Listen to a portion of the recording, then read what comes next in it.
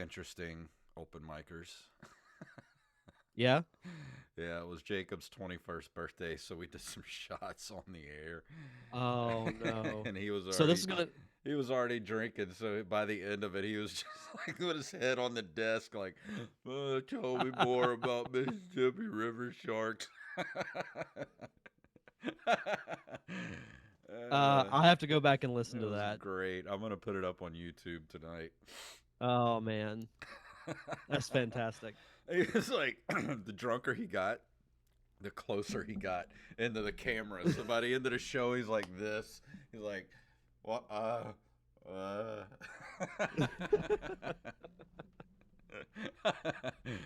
That's amazing. It was awesome. But I mean, if had I been doing a podcast at 21, I'd want to do something similar. I took a shot of. I don't keep liquor around the house, so I had to stop and get some of those little dollar shots, Mm-hmm. and I got some Jose Silver, which I had a shot of, and this stuff called Firefly Low Country Never lemonade. heard of it.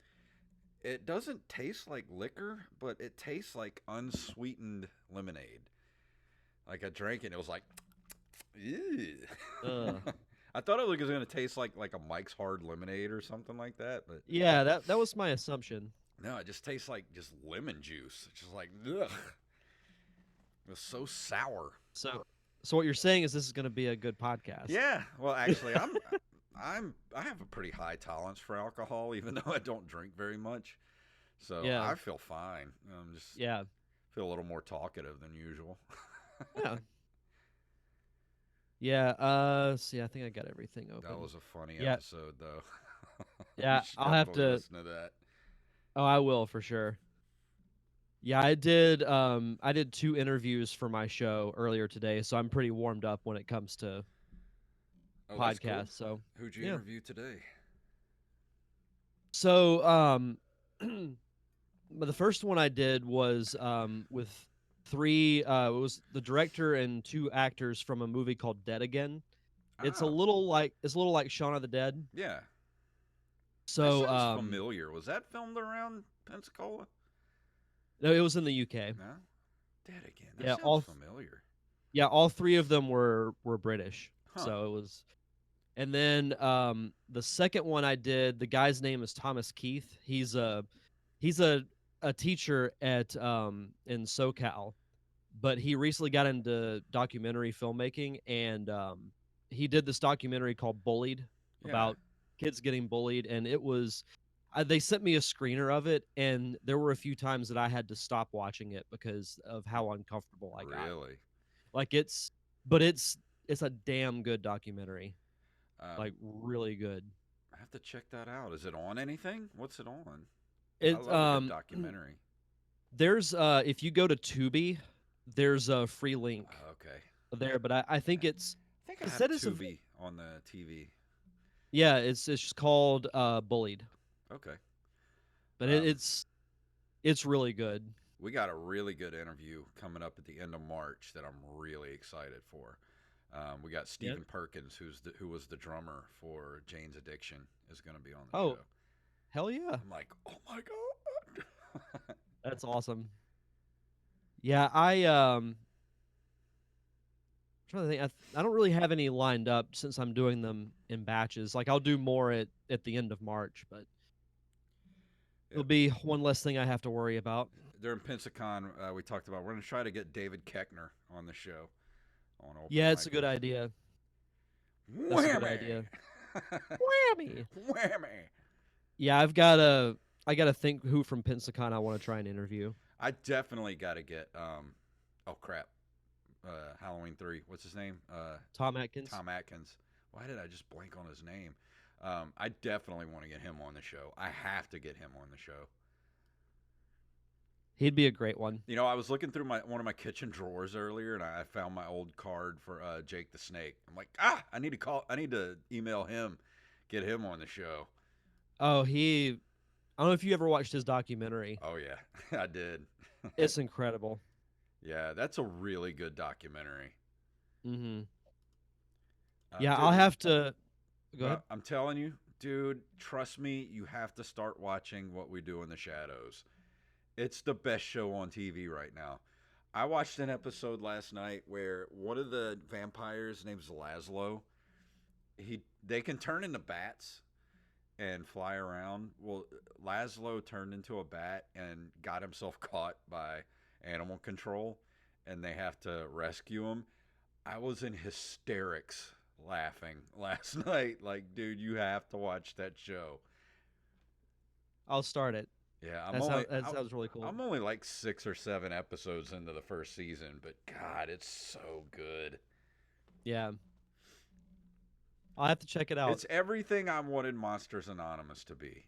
Like, I watch this now and I'm like, y'all did what I wanted to do. So I can just give up now because y'all did it better.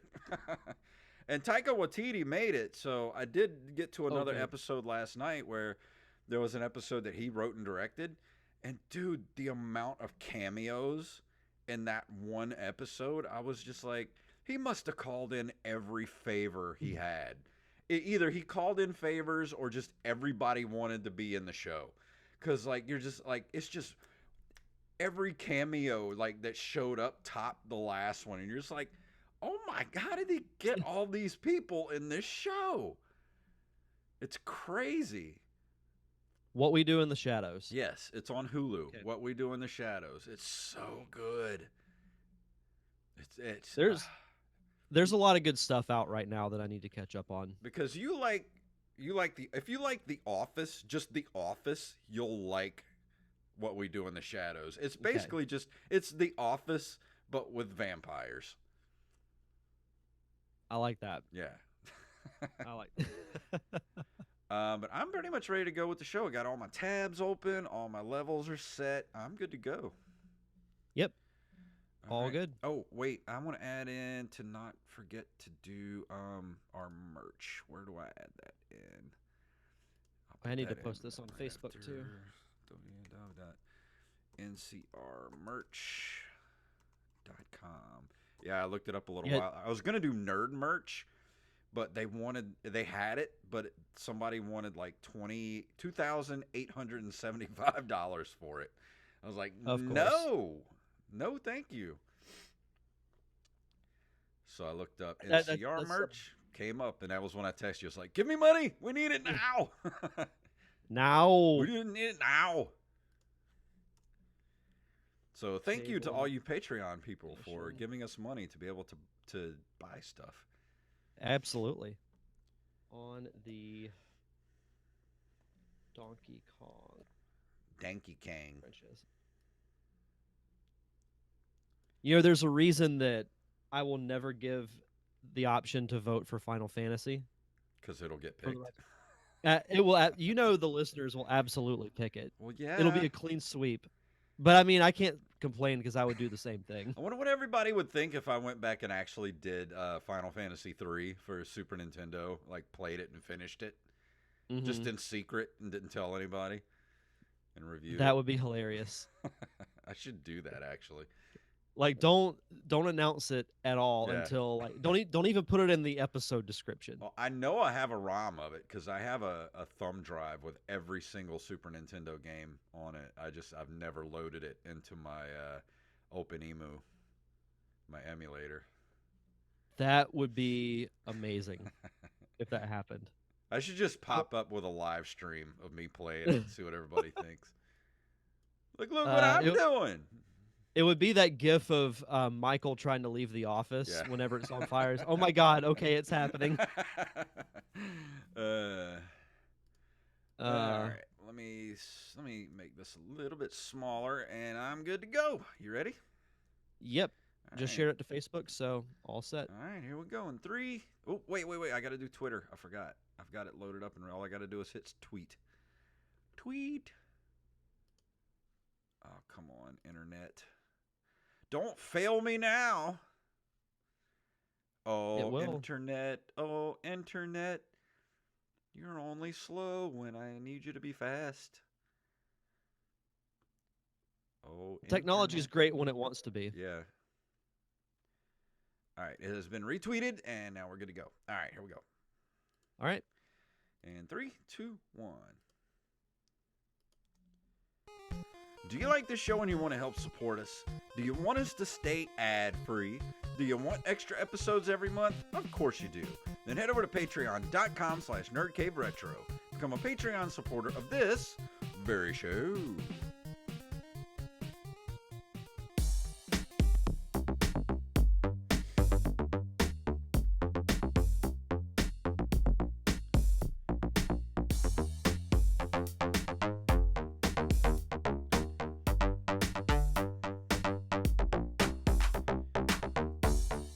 Programs, and welcome to the Nerd Cave Retro Show. My name is Jason Robbins. And my name is Derek Diamond. Oh, I don't know about you, but I had a blast for our commentary track we did this month. Yeah, we did Transformers the movie, not the Michael Bay live-action version, but the old animated version released, I believe it was 1986. Yep, 1986. So it's...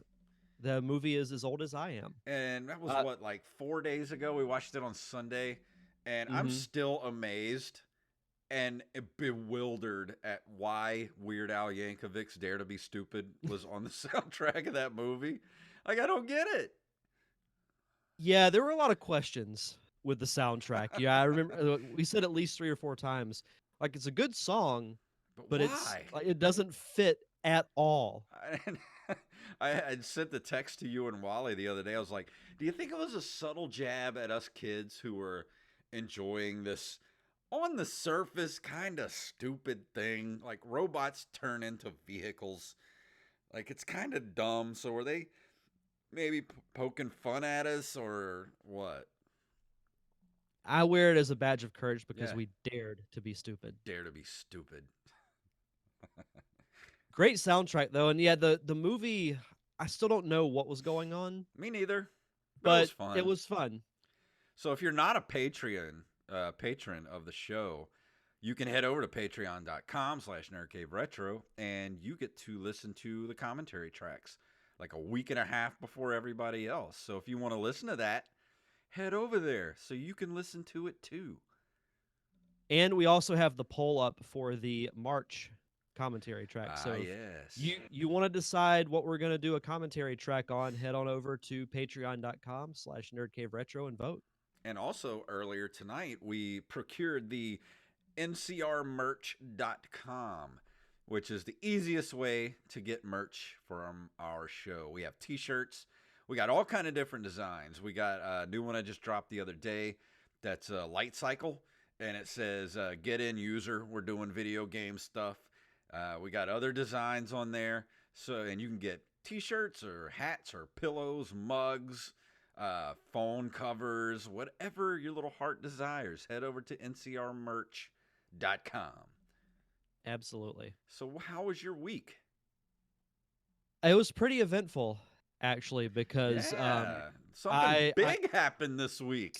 Something big did happen, yes. I proposed to my girlfriend earlier this week, and she said yes. She said no! Hell no!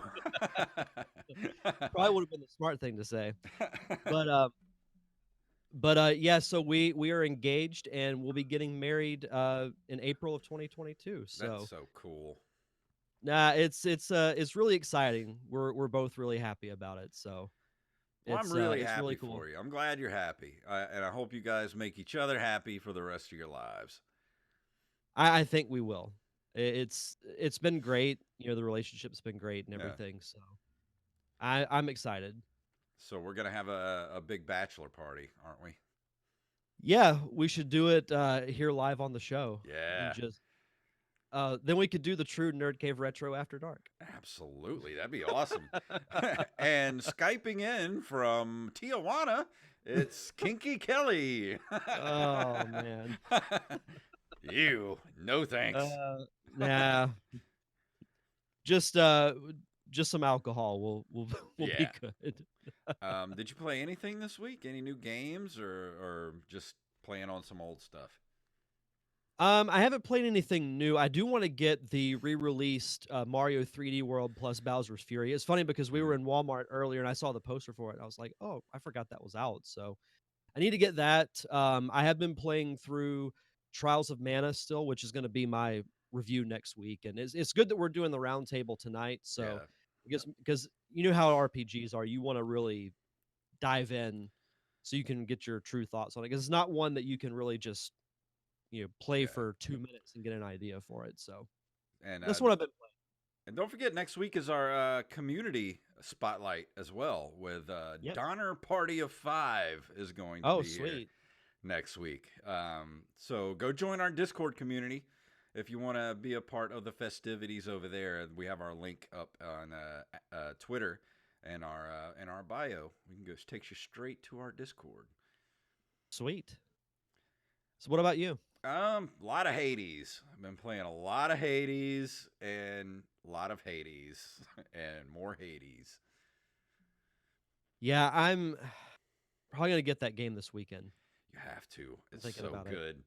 It's scratching every itch I've had for the last couple of weeks. Because remember how I was saying I really wanted a Diablo type game, like a dungeon crawler or something along those lines. That's what Hades is. It is a dungeon crawler, roguelike sort of thing, and sort of game where you're trying to escape hell. Basically, it's got all the Greek gods and everything that are trying to help you. You know, Hades is who controls Hades? What's his name? Not the devil, but the king of the underworld is basically your dad, and you're trying to get out of hell, basically. And so it's sort of a roguelike where you're going through all these dungeons trying to make your way out of Hades, and you die a lot. But each time you die, you get to keep all the stuff that you attained while you were out, in the dungeon. So you come back, you've got stuff to do upgrades and all this, new weapons and new abilities and all that stuff. So each time you go out, you're a little bit stronger. So it's just one of those games that just keeps pushing you to just keep going and going. And I have yet to find a flaw with this game. I mean, the writing's good. The sound on it is great. It's one of those games you have to play with headphones in. I highly suggest playing it with headphones. The voice acting is awesome. It's got a lot of humor in it, and it's scratching all those itches that I have right now. I just need to play it. Yeah, you do. You That's have what I need to do. And it goes on sale a lot, but even still, I think it's like $24 on the Switch store, but it's totally worth the $24. So yeah, if you haven't gotten it yet, or if you're waiting for it to go on sale, I mean, yeah, you can wait for it to go on sale, but it's worth every penny. If you're into that type of game, if you're into Diablo-like games, it's totally worth your time and money. Yeah, I just need to get it. That's what I need to do. Other than that, I have played nothing else. Nothing other than Hades. Understandable. And watching a lot of What We Do in the Shadows, because that is my new favorite show on television. Funny enough, we've been rewatching previous episodes of WandaVision. Really? Just really like trying to pick out like all the little Easter eggs. Yeah. And everything. And I will say this, and it's been on Facebook, but I'm not going to spoil it, but the song at the end of the newest episode has rented out permanent space up here, and I'm not complaining. It's just so catchy. I was just going to wait. Myself, I was going to wait till all the episodes were out and watch the whole thing and then go back and just burn through the whole thing, in a second viewing. Because if I watch it all the way up again and there's still 3 episodes left, I would be frustrated. I think there's going to be some big things that happen in these last 2 episodes. So I think the finale will be huge, but I could see some pretty big incidents happening in this week's episode too. Depending on what happens with this week's episode, but we've got 3 more weeks to determine who's going to come on the show with a Hulk Hogan mustache. Yeah. Me or Wally Phelps. I'm going to love the drama. We're going to see. I can watch. He's a little overconfident, so we'll see. But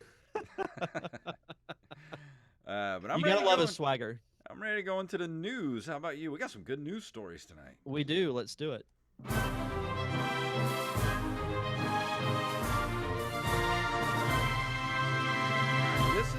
from NintendoLife.com, Night Dive Studios adds online multiplayer to the Switch version of Turok 2. When a remaster of the N64 classic Turok 2 Seeds of Evil arrived on the eShop in 2019, multiplayer was nowhere in sight. At the time of its release, developer Night Dive Studios said it was planning on continuing support and to update the title as it did with all of its releases.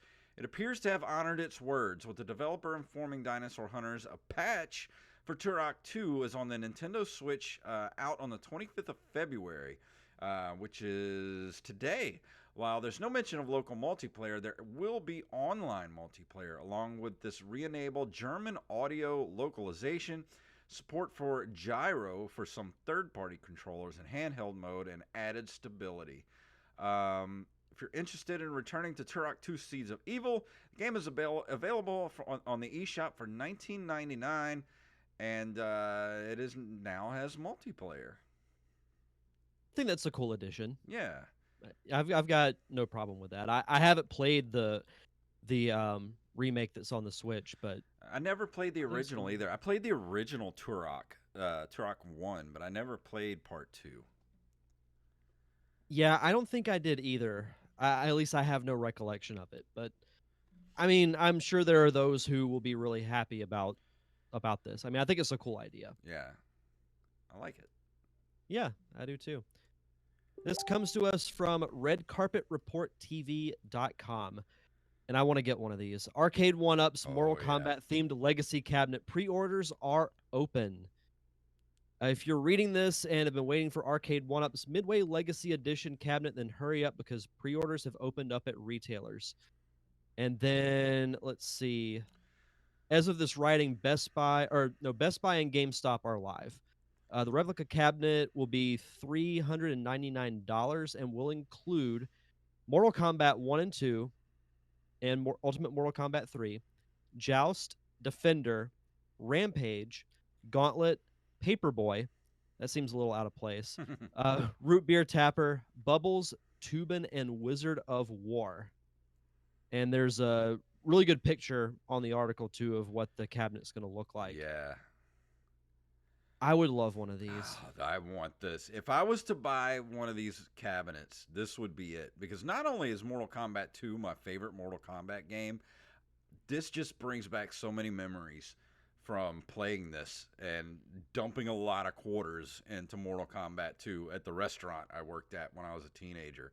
And then I didn't even know it came with all these other games.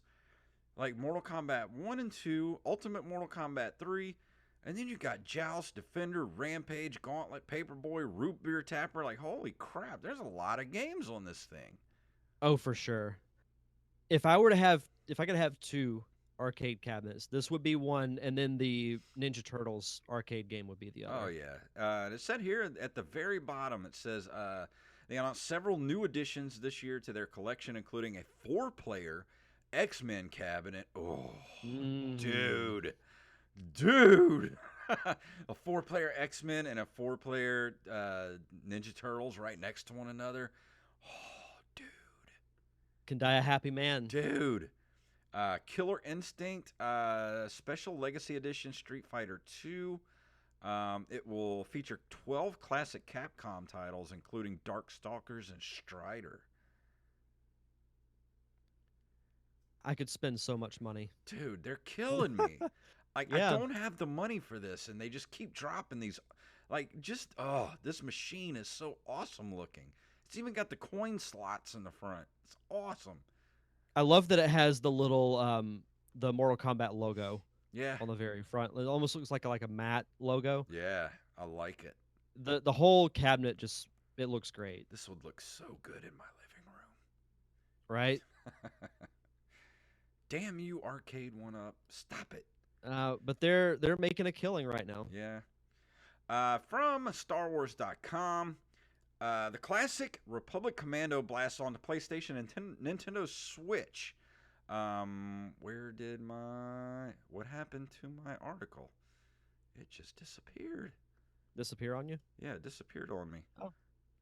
What happened? So I'll take this one while you try and Okay. get resituated.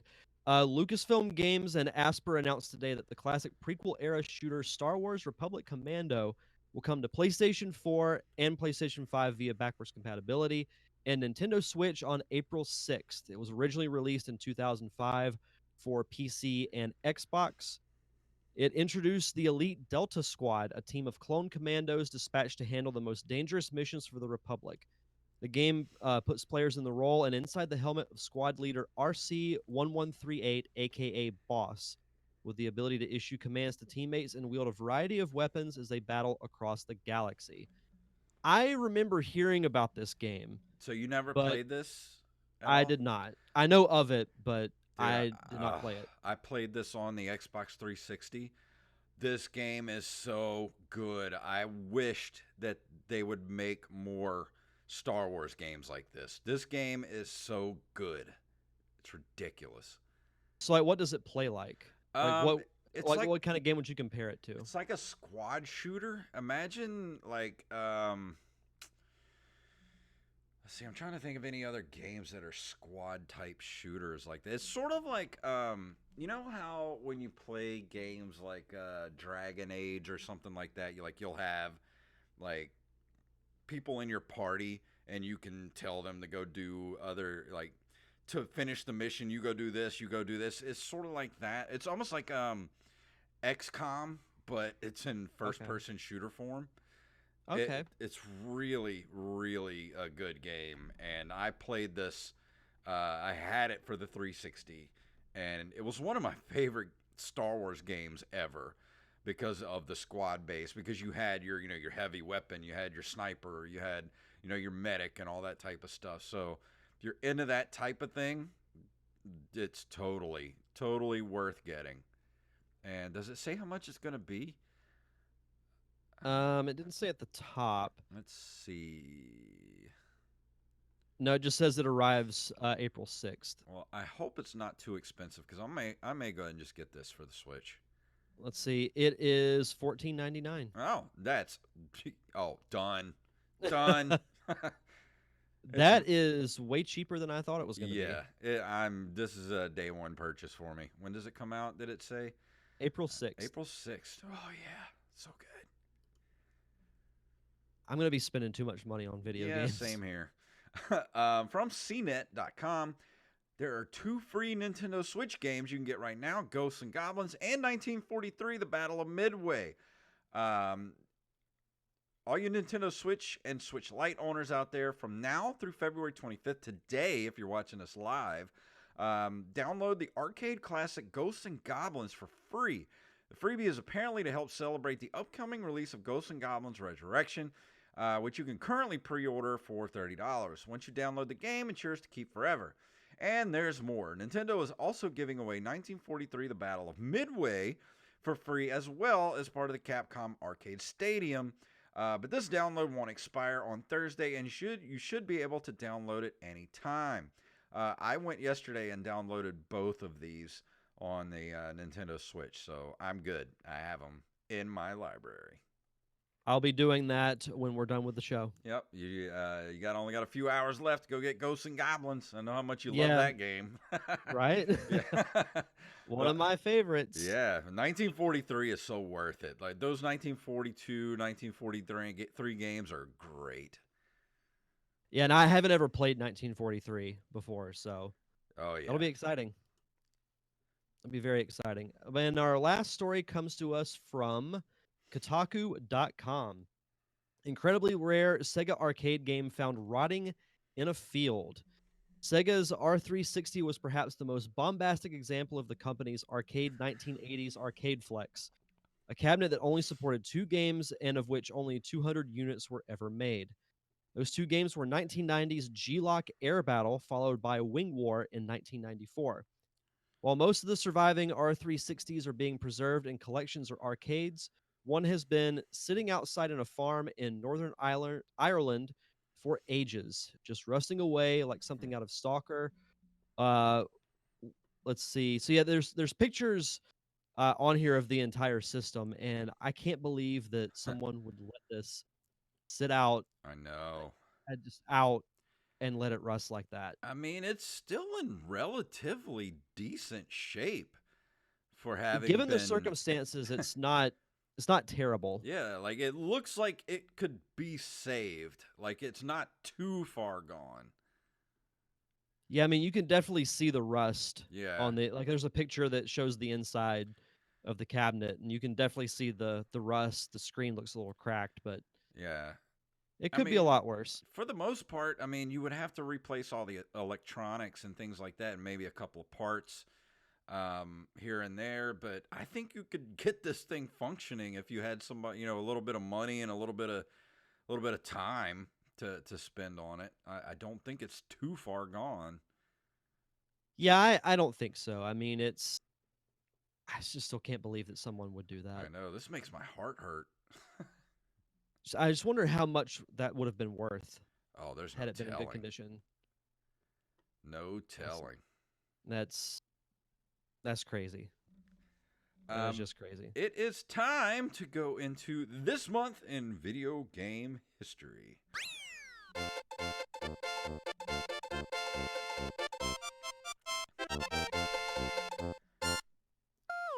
In February of 1976, Sega releases Road Race. Let's see what Road Race is. Interesting flyer because it's just a picture of a girl next to the arcade machine. TV's hottest name, your hottest game. Yeah. I love that 70s font that they used. The That's game, that's awesome. it says the game was based on the 1970s TV show Happy Days, and the slogan was TV's hottest name, your hottest game. The game itself was simply a rebranded variant of Sega's earlier 1976 game Motocross, also known as Man TT. I guess this must have been And those were variants of Road Race.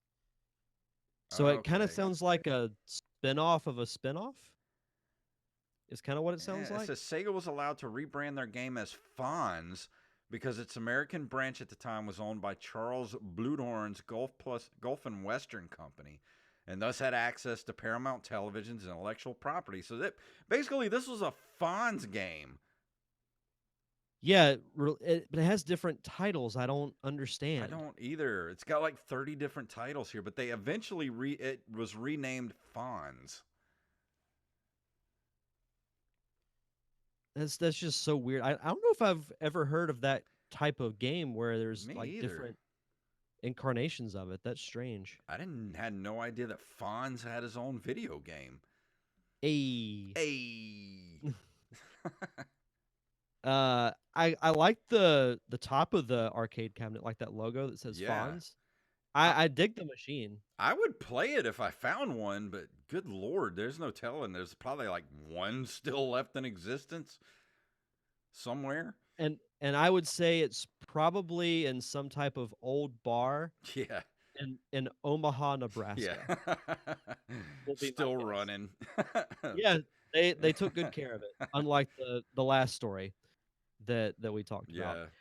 But in February of 1981, Williams Electronics releases influential scrolling shooter Defender. I played Defender a lot on the Atari 2600 and the Commodore 64. I never played it in the arcade. Yeah, I didn't play it in the arcades either. I mean, it's one of those that when you think of games from that era, Defender is one that springs to mind to me. Yeah, it had like 85 buttons for it, so it was a little intimidating. Yeah, and it was released for a ton of systems like arcade, Apple II, 2600. Oh, it was on everything. ColecoVision, Commodore 64. Yeah, this game definitely made the rounds. Yeah, you could play Defender on pretty much everything. On milk cartons, anything that would run it, it was on there. Oh man. Let's see. February of 1982, Atari releases Haunted House for the Atari 2600, which is later considered one of the first survival horror games. I remember this game. I'd never had it, but my cousin had it, and I just remember the box art for it. It always scared the hell out of me when I was a little kid, and so I never ever played this game for the Atari 2600. The cover reminds me of something like a movie poster you'd see in the 60s or 70s. Yeah, it's got like With a that little weird, like Suspiria or something like that, you know? Yeah, like it seemed like this picture of say like the eyes and everything would be in the top corner and then the Hmm. other part would be white and you'd see haunted house in big letters. So what was the plot? Like, how was the gameplay? The house had 3 floors and a basement. Character may pick up only one of 3 items at a time: a key to open doors, a scepter to ward off evil spirits, or the urn, and must avoid a bat, a tarantula, and the ghost of Mr. Graves himself. If the player is hit by the monsters 9 times, the game and 9? 9 times. If the player escapes the house with the urn, the player wins. Um, it looks kind of dumb from the screenshot here. Like, what is that? Like a pancake with eyes? What is that supposed to be? You can mark it that I've said it on this episode. I will review this game for Halloween Horror Month. Okay, I'm holding you to it.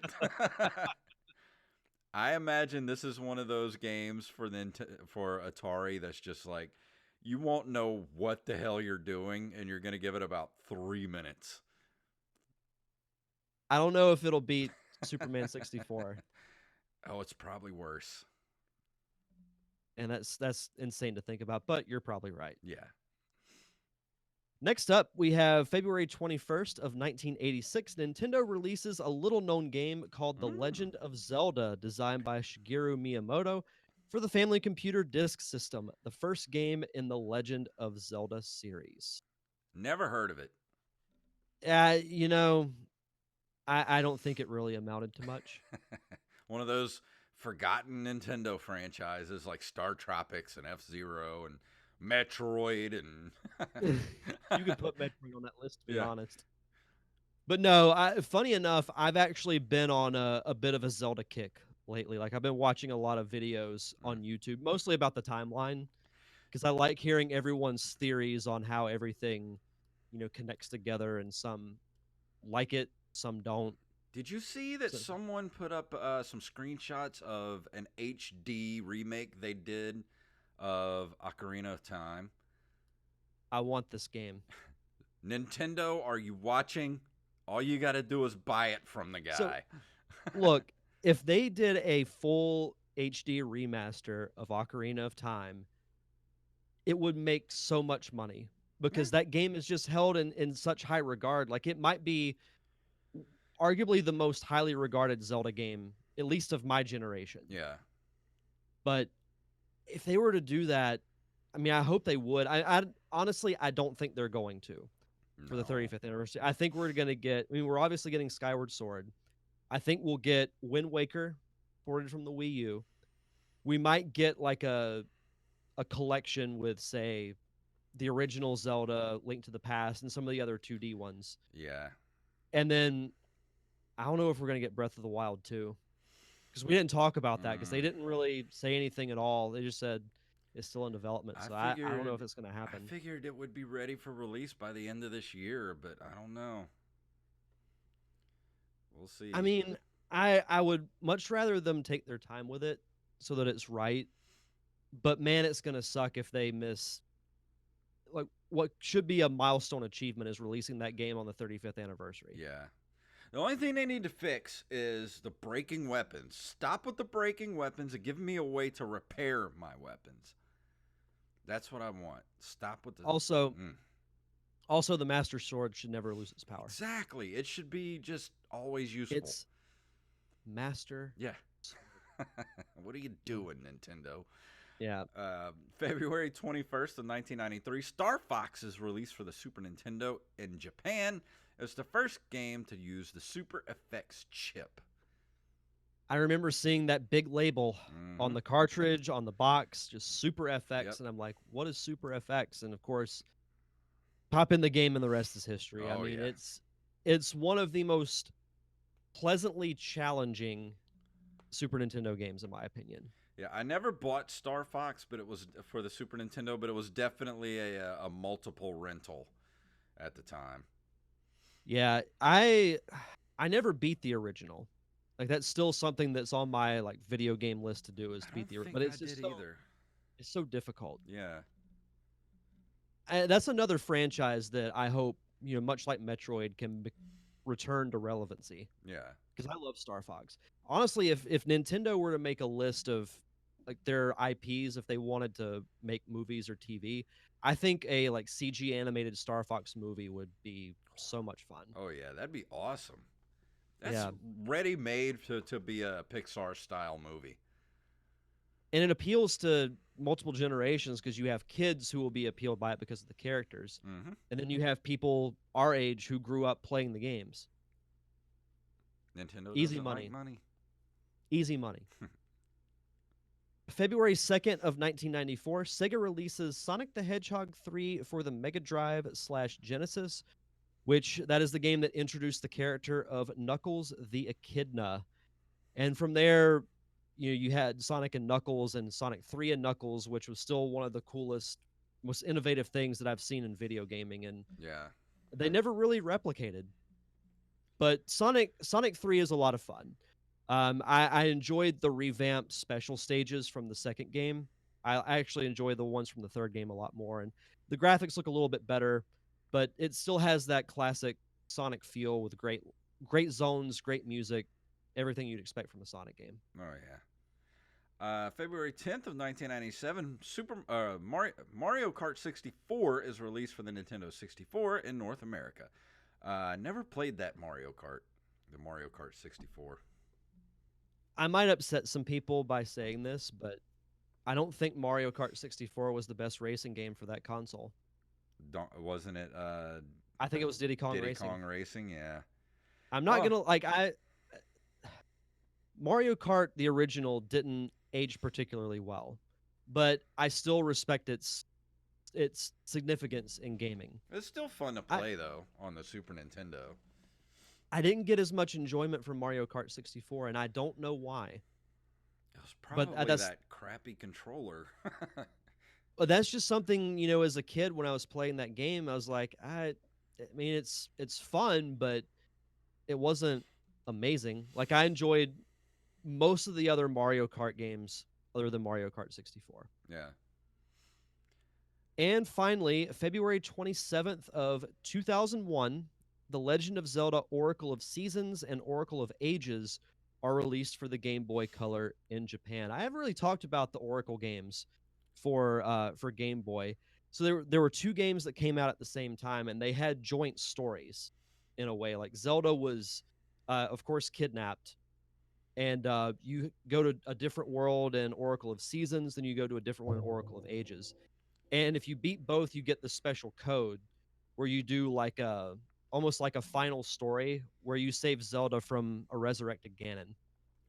So these never came out in America? Was this just a Japan only release? Oh no, they're out in the States. Oh, okay. I can't remember exactly when they were released in the States. I assume a few months after this, but I don't remember these. they were fun. Like they're not my favorite Zelda games, but they play exactly like Link's Awakening, just with a few new schematics. I like that.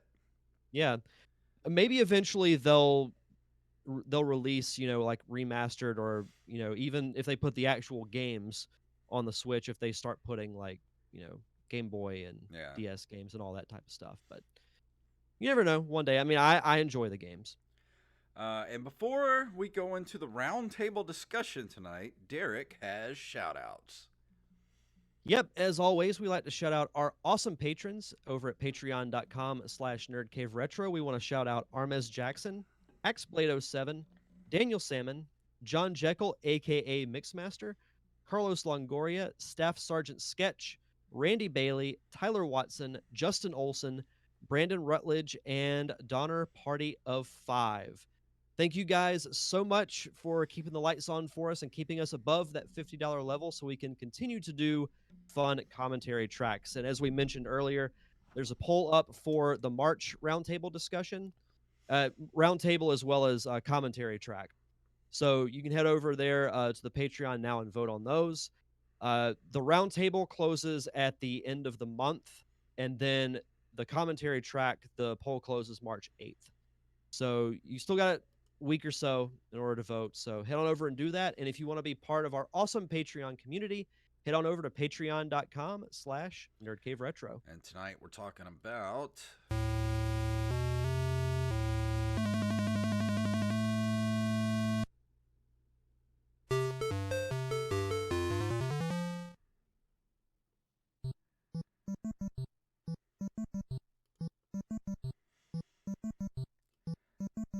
I found the NES music for Donkey Kong was much better than the arcade version. That might be blasphemy to some people, but I don't know. I found the NES to sound way better. I dig that. I really dig that. I'm actually pretty excited that this won the poll for this month because it's a franchise that like it's actually really important in the world of video games when you think about that original Donkey Kong arcade game that was released in 81 because it really introduced the platforming genre. It introduced the character of Mario. And I think for that reason alone, you think of Donkey Kong and maybe video game royalty is a bit extreme, but a franchise that has pretty historic significance in the world of video games. Well, yeah. You gotta Without throw Donkey Kong, I don't think there would have been an NES. There wouldn't have been a Nintendo that we know it. Yeah, and that original game is so simple, but there's a certain charm about it. Like I still actually really enjoy going back and playing that old Donkey Kong arcade game. Yeah. Well, that was really my first experience with Donkey Kong. I never played it. I was too little to have played it in the arcade because it came out in, 81? And I was born in 77, so I was a little too young to be going to the arcades. But we did have it for the Atari 2600. And I know a lot of people don't really like the Atari 2600 version. They think it's not that great. I still think it's pretty good. One of the better games that you can actually get for the Atari 2600. I put a lot of time into Donkey Kong for the Atari 2600. And then, of course, a few years later, they brought it out for the Donkey Kong, which was, what did they call it? It had Donkey Kong and Donkey Kong Jr. on it for the Nintendo. It was like one of those dual game packs, the Donkey Kong. Donkey Kong Arcade, Donkey Kong Jr., and played a lot of that on the NES, which was pretty close to the original arcade version of Donkey Kong. And a game that a lot of people still don't talk about, but there was I think remake isn't the accurate term, but it was a Donkey Kong game for the Game Boy. It was released in 94, where you begin doing those original levels from the arcade game, and it's remastered graphics and everything. Yeah. But then instead of Donkey Kong just essentially being dead, he wakes back up, grabs Pauline, and takes off. And you go through almost 90 levels before you get to the final Donkey Kong fight. Yeah. So that was my first introduction to that style of Donkey Kong. But the first time I actually played the arcade version was in Donkey Kong 64. There's a factory world that you go in, and one of your objectives is you have to find a certain type of coin and then take it into the storage room that has the Donkey Kong arcade machine. And you play through the original game in order to get, a golden banana, which were like the big collectibles in that game. So that was my first experience playing the arcade version, if you will, of Donkey Kong. It was actually, if a lot of people don't know this, like Nintendo had put out a game before Donkey Kong called Radar Scope, and it really didn't do that well. So when they made Shigeru Miyamoto was assigned by Nintendo to convert the all the old radars, because they had warehouses of these games in America of Radar Scope, so they had to take all those machines and convert them to Donkey Kong. And Donkey Kong really kind of took America by storm. People loved Donkey Kong, and that's really what put Nintendo on the map to do what it did with, the NES in 1985, just a short 4 years later. And it's crazy the staying power of Donkey Kong too, because you don't see as many Donkey Kong games, but the Yeah, character is always around. Like he's an inclusion in the Mario Kart games and Smash Brothers, all the party games. yeah. Donkey Kong is a character that will always be there. And it kind of baffles me just to this day why Donkey Kong wasn't the main villain in, Super Mario Brothers. Yeah, that's an interesting thought. Why make the change to Bowser? I mean, Yeah. Bowser's an iconic character all on his own, but Donkey Kong was there from the very beginning, and he was Mario's original rival. And they actually did a series of games for the DS called Mario versus Donkey Kong, where you were doing like you could be Team Mario or Team Donkey Kong, and you do, different like party type games against each other. Yeah.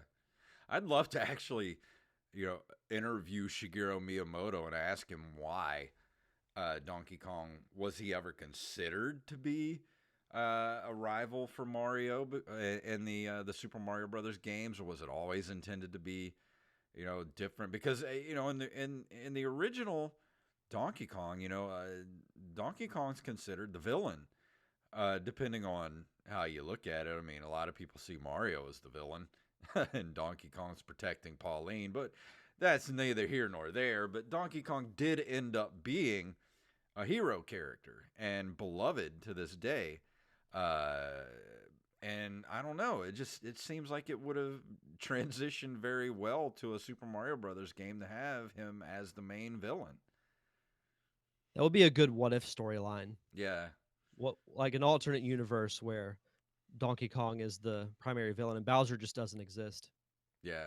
Can you imagine a Donkey Kong Country style game where you play it from two different perspectives? You play it from not only Donkey Kong's perspective, but also as Mario's perspective. And you're Mario going through the jungles like Donkey Kong, going through all the barrels and things like that. And then the very end of the game is going up in one of the original uh, Donkey Kong style, sort of going up the building to get to Donkey Kong and throwing barrels and all that kind of stuff. I think that would be an interesting sort of take on it. Sort of I an think so too. alternate reality thing. Yeah. No, that would be fun. Another thing with the original arcade version, there's a section of Super Mario Odyssey where once Mhm. you complete the festival, you go through essentially like an old Donkey Kong style world. Like Mario is flat, 2D, and at the very end of it, you reenact the original Donkey Kong arcade world. Mhm. That whole sequence with the music, I'll be completely honest, I got a little choked up Yeah. playing that. It's like, especially with the 2D side of things, I felt like I was back in my aunt's house Yeah. playing that game. It was it was weird. It was very weird, but in a good way. Yeah.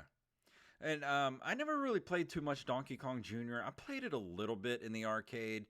Wasn't really my favorite, because I had that NES cart with the two Donkey Kong games, Donkey Kong Jr.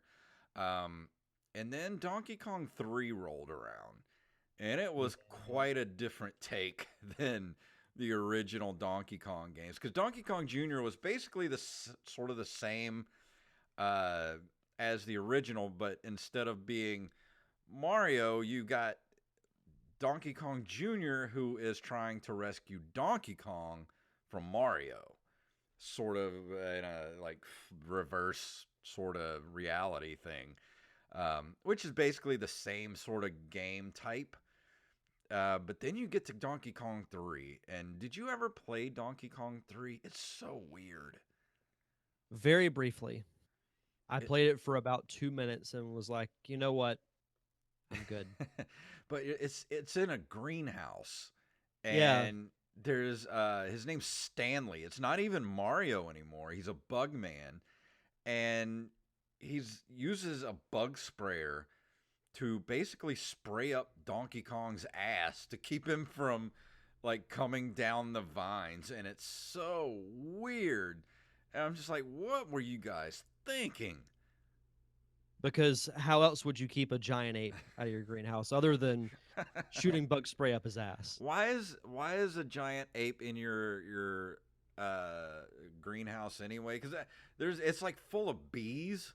There's like bees everywhere that you're trying to dodge, and that's why you got the the little sprayer, because you're trying to kill the bees. You're trying to keep Donkey Kong up on the vines, and it is such a weird game that it's no surprise that it's kind of it's that redheaded stepchild of the Donkey Kong games. Like, it's that one game that everybody's like, yeah, that one was weird. Yeah, like I said, I briefly played it and it just couldn't get into it at all. And it's you never really hear about it. Yeah.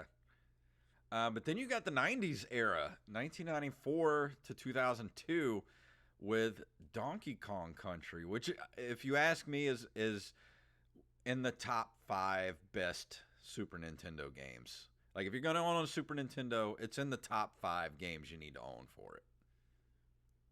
It was a trendsetter for platforming games. And I know I've mentioned this story before, but I remember back when Nintendo Power was still around, I got a VHS tape in the mail of a behind the scenes look at the making of Donkey Kong Country. Because this was like a revamped Donkey Kong. It was, and storyline wise, it's actually Cranky Kong, who is the older, wiser ape, is the original Donkey Kong. Yeah. from the old games, and then his son is the current age Donkey Kong. But you introduced Diddy Kong, Funky Kong, like the whole Kong family. You introduced the Kremlings, King K. Rool. Yeah. And it's everything from the game still plays relatively smooth. The backgrounds are absolutely gorgeous. Yeah, I feel like graphic wise, it was really pushing the limit of the Super Nintendo. Well, I'm going to say right now that it's the best looking Super Nintendo game of all time. I won't argue that. Because those visuals in that game are so far beyond what you could do on those systems that it still boggles my mind. Like, I play that game to this day, and those visuals are just so crisp and beautiful, and I just play it and I'm like, man, how did they do this? And I was happy when the 2 sequels came out that they didn't break that formula. The graphics are still the same, the gameplay is still the same. Like, to me, Donkey Kong Country is pretty close to a perfect platformer. I would say so, yeah. From look, gameplay, story, characters, to me, there's not really too much, or if anything, to hate about the Donkey Kong Country games. Yeah, it's just one of those perfect platformers, especially for that system, because you got, the way it plays, how smooth it plays, and the animation that the game has, the enemies you come up against, and I love some of my favorite parts of the game are when you shoot from barrel to barrel, and it's just, there's something just so cool about that game that it's definitely, like I said, it's in that top 5 of, if you could only own 5 Super Nintendo games, this has got to be in that top 5. For sure. It's in that, when it comes to Super Nintendo games, it's in that elite tier up there with Mario World and Link to the Past, in my opinion. But I just remembered this and I had to look it up. Do you remember the Donkey Kong Country TV series? No, I do not. So it was on for, I believe, 2 seasons. 2 seasons. It was on, I think it might have been ABC Family or something like that. But there was a computer generated cartoon series loosely based off the Donkey Kong Country games. I remember watching it on something like Fox, or no, it was Fox Kids. I smell a commentary track in our future. I have not watched this since 1999. Oh. But yeah, it says here it was one of the first series to be shown on Fox Family, in which the series was broadcast in its entirety from August 15th, 1998 until 2000, and was also seen on Fox Kids from 98 to 99. I wonder if they have full episodes on YouTube. I hope so, because we have to do a commentary track for that. Like it was just like a light bulb went off in my head. I have not thought about this I don't series remember that at since all. 1999.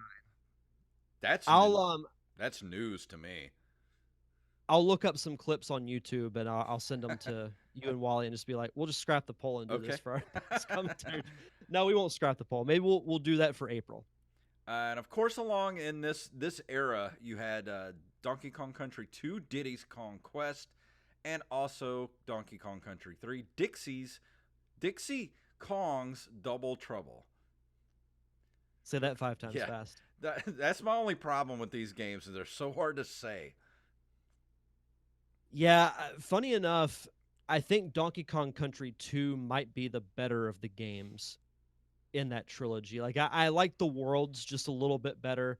I like the animal friends just a little bit better. I think Donkey Kong Country 1 will be forever regarded in being like the most iconic because it started the whole thing, but as far as a gameplay and just a pure enjoyment perspective, I enjoy the second one a little bit. And the third one is good too. Yeah. You know, that was a game that I reviewed a while back on the show, and I remember having low expectations. I remember not really caring for the game when I played it as a kid. But going back and playing it as an adult, I grew to appreciate it more. So doing the review actually made me like it more. Yeah, well, we talked about it when you reviewed it too. That I never played part 2 and 3 because by this time, the first Donkey Kong Country came out in '94, and by the time 2 came out, I was already off onto PC gaming. At that point, I was sophisticated. I was a PC gamer. I'm not playing those children's one of those types. Yeah, one of those children's consoles. I only play games like Myst and The 11th Hour and games like that. My fingers are much too delicate to hold a controller. I play games like The Seventh Guest, where you have full motion video and that was good. Yeah, but I feel so. I think every gamer has to go through that phase of I'm a PC gamer. every gamer has to go through it at some point. There's a podcast I listen to. It's not a video game podcast, but one of the hosts is like a big PC gamer and he does not play consoles, and I'm like, oh Jesus. Well, that's one a of big those. thing now. People they're either console players or they're PC, and they're never the twain shall meet. And I just don't get it. Like, just play what you want to play. Like, it doesn't matter. Like, why are people so tribalistic when it comes to things like that? Because we all know Nintendo's the best. I mean, the Switch is the greatest gaming console of all time. So, I don't need those stupid PCs and your Xboxes and your PS5s and your PS5. I'm only doing that to make Wally mad. You guys have been going after each other. I know. Like, we need to hurry up and do this. Get this shave thing we got to do, because one of us is going to end up looking like Hulk Hogan for an episode. So there's a reason why I don't get involved with bets like that, and that's because I lose. And then, of course, we got the present era of the Donkey Kong games, and like Donkey Kong Country Returns and Donkey Kong Country Tropical Freeze. Did you play either of these? I have not played any of the newer Donkey Kong games.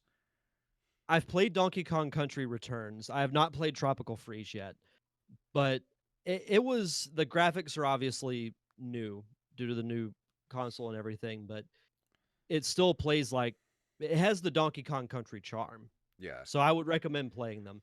And I remember there's one world you're in, and you want to talk about gorgeous backdrops from the original? In this game, there's a level you do where it's sunset, so everything is a silhouette, Hmm. including Donkey or Diddy Kong, Hmm. and it looks gorgeous. See, I've seen the boxes for Donkey Kong Country Returns and Donkey Kong Tropical Freeze, but in Nintendo fashion, the price doesn't ever drop. They're still $60, and I'm not gonna pay that much, Nintendo. I'm sorry, for a game that's like 3 years old now. I'm not gonna do it. Yeah, I have. Yeah, I don't know why they're doing that. Another one I wanted to touch on before we end. Did you ever play the Donkey Konga game? I did. I I loved them. I thought they were fun. I never had it, but I always played it. Every time I went to someone's house that had it or whatever, I love the little bongos that you have to play. They're so cool. Especially when you get to like the climax of the song, you're just like, Yeah. I would love to break. get a set of these if I could find them somewhere. Oh, I wonder if I might still have my old ones at my parents' house. You I should think I check know and exactly see. where they are. I should call my mom and get her to look because I'm pretty confident I still have them, and that would be then if I just have to find a copy of the game. Because that was an But early version of like the rhythm games, like even before like Rock Band and all that kind of stuff. Like this was early in that type of thing. and honestly, I like playing Rock Band, just like any other person, but Yeah. I love the bongos. I think like that gimmick made that just a more enjoyable Yeah. experience to me. But It's just so cool. it was a lot of fun, and there was a Donkey Kong game that you could actually use the bongos. I think as a it might have been no, it was Jungle Beat. Donkey Kong Jungle Beat was you could use the bongos as a controller.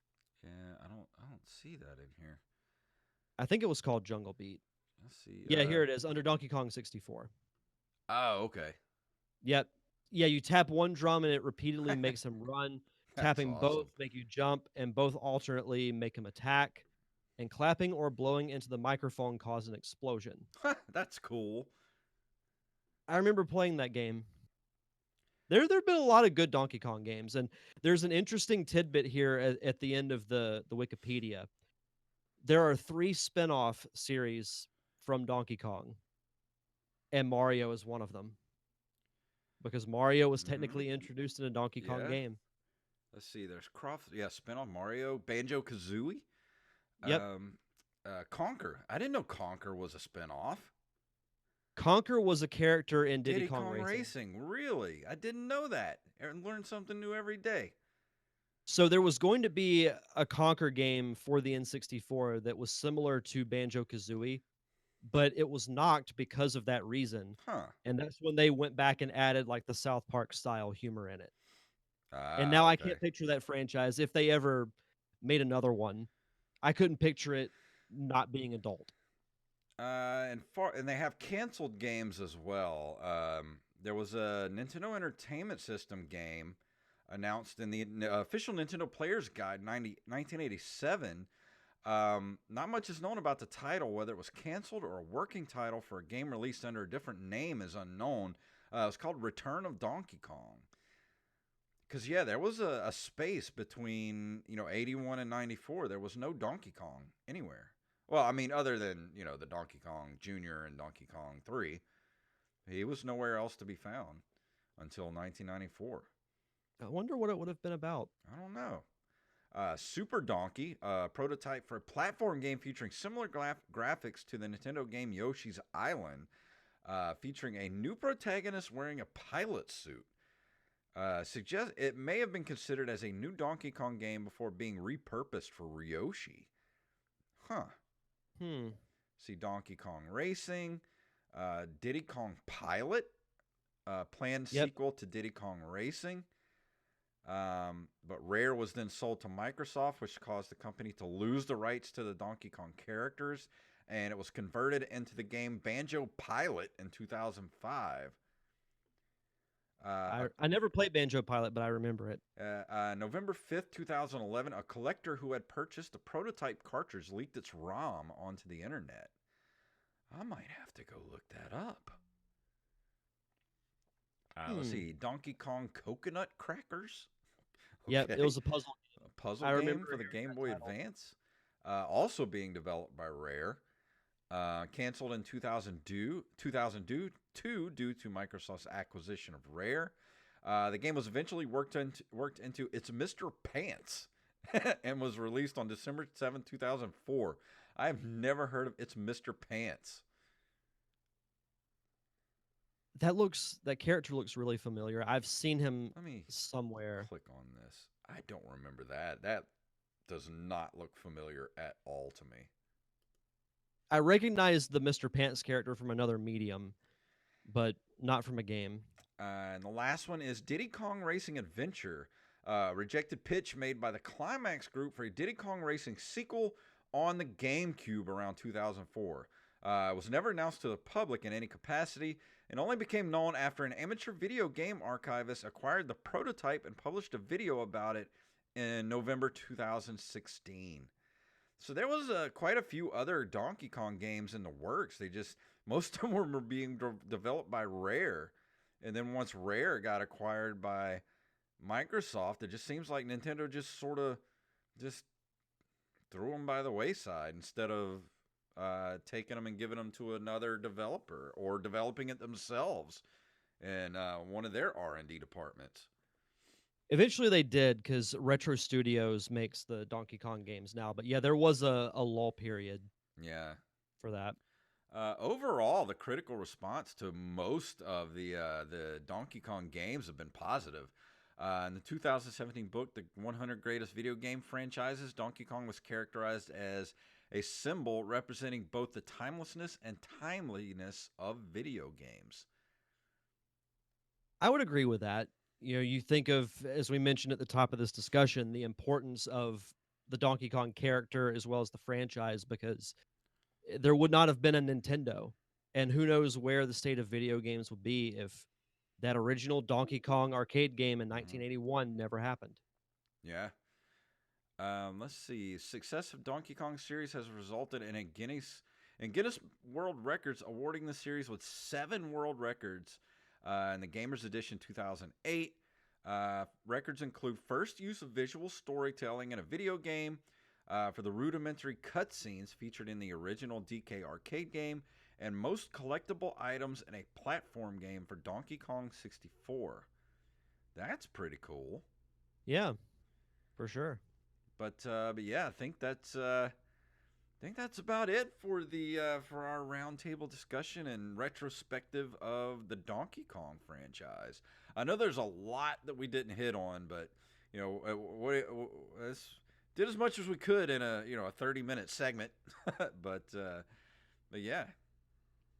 Yeah, as I mentioned, I actually really like the Donkey Kong series quite a bit. Yeah, I love all 3 Donkey Kong Country games. Even some of the more recent ones are a lot of fun. Yeah. I still enjoy going back and playing the original arcade game. So it's a franchise that spans multiple decades of video gaming in different forms, but all are enjoyable. Did you ever have the Donkey Kong board game? I had that too when I was a kid. I don't think so. You should look it up. It's pretty cool. Had a little plastic Donkey Kong with with his arm up in the air and little plastic barrels, and you push his arm down and the barrels would come out, and then you move the barrels down the thing. It's really cool. I wish I still had it. I might still have it at my mom's house somewhere. But yeah, speaking of the original Donkey Kong, I put a lot of hours into the original Donkey Kong on the Atari 2600, and to this day, I still have that game to this day. My original Donkey Kong for the Atari 2600 that I've had since I was 7 years old.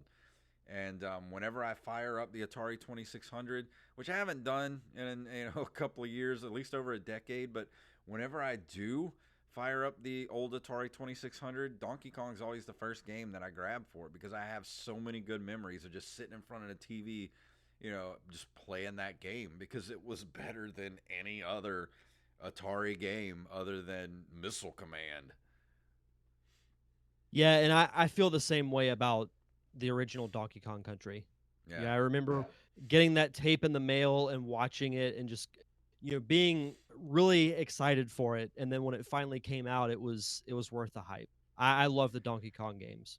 Yeah, I just wish that like I said, I wish they would do some sort of weird hybrid Mario and Donkey Kong sort of game with two different, where you could play the game through twice. It's almost like a Resident Evil type of thing, where you have the two different characters that you go through the game, and there's sort of like stories, interweave. You could have Mario and Donkey Kong, two different perspectives in one game. I think that would be pretty cool. I would love that. I'd get that in a heartbeat. But that's gonna about do it for this week. Anything else you want to throw out there? You've got a huge one coming up. This upcoming Tuesday is episode 300 of the Derek Diamond Experience. Speaking of which, you need to remind me tomorrow night to do my little thing for your show. Yeah, we'll do. I'll text you tomorrow. Okay, yes, please. So that'll be at what Jason's talking about. So we did something similar here on episode 200 of this show, where we had listeners send in audio messages. Well, if you want to do that for my show, just submit a soundbite to ddiamondpodcast@gmail.com, and I'll be playing those at the end of the episode. But it's going to be a jam-packed show. I'll be chatting with Brian O'Halloran, who you know from the Clerks films as well as Monsters Anonymous. And I'll be discussing my top 5 moments from the Marvel Cinematic Universe, which I'm still narrowing my list down. It's really hard. I'll be, any notable news that breaks between now and then, I'll be discussing that as well. But that'll be on Facebook Live this Tuesday night at 7:30 p.m. Central Standard Time. Fantastic. For our latest episode of Open Micers that will be out this weekend, it's the Jacob Craig birthday bash that we had for the Open Micers, and Jacob turned 21 and got a little drunk for the podcast, so it was quite hilarious. So I would say, if you're gonna listen to it, I would actually suggest watching the video for it, because the drunker he got, the closer to the camera he got, and it was quite entertaining, to say the least. I can't wait to watch it. So just It's gonna be go fun. follow us at Open Micers on Twitter and Open Micers Podcast on Facebook. So, Derek, I think that's everything. Should we get out of here? Let's do it. Let's get out of here.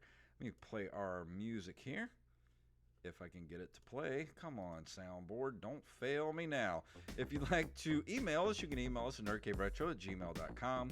We're at nerdcaveretro.com. We're on Instagram and Twitter at nerdcaveretro, and individually at jfunktastic and at Derek_Diamond. Buying merch from us has never been easier. It is now ncrmerch.com, where you can go get yourself a throw pillow or a mug or a sticker or some hats, whatever you want. Just go to ncrmerch.com. And we're also on Facebook at facebook.com/nerdcaveretro, our Patreon at patreon.com/nerdcaveretro. And as always, leave us a review wherever fine podcasts are given away for free. So, Derek, please tell them what it's all about. Wow.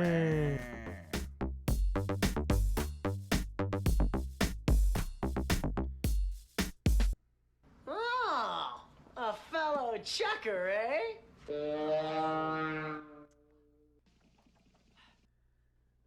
You have a wonderful evening too, Staff Sergeant Sketch. Yes. Are you just now getting here, or were you here the whole time? Chat room's He was been spying quiet. on us the whole time. Chat room's been quiet the last couple of weeks.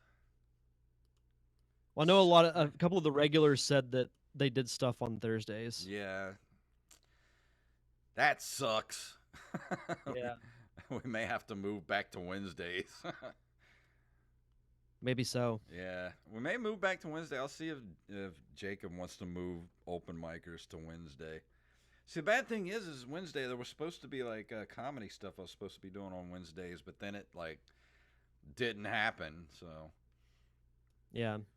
but, I mean, if we need to switch it back, I don't And I don't do anything on Wednesdays really anyway. So I don't see why not. I'll see what Jacob says because I like doing both my shows on the same night. So yeah, makes it a lot easier. But yeah, thank you, Staff Sergeant Sketch, for hanging out with us. And we will see you. Actually, I'll probably be here Sunday afternoon. I want to play. I got a new indie game I want to play on stream, so I'll probably do that Sunday afternoon. So if you want to be here at 4:00 Central, I'll be streaming. And really, that's weird. He said when he's not getting the notification when we're streaming. I wonder why. Well, I did have to update Streamlabs tonight, so I don't know. Maybe that had something to do with it. That's Could weird. be. But thank you guys for hanging, and we will see you next week. Have a good night, Staff Sergeant Sketch.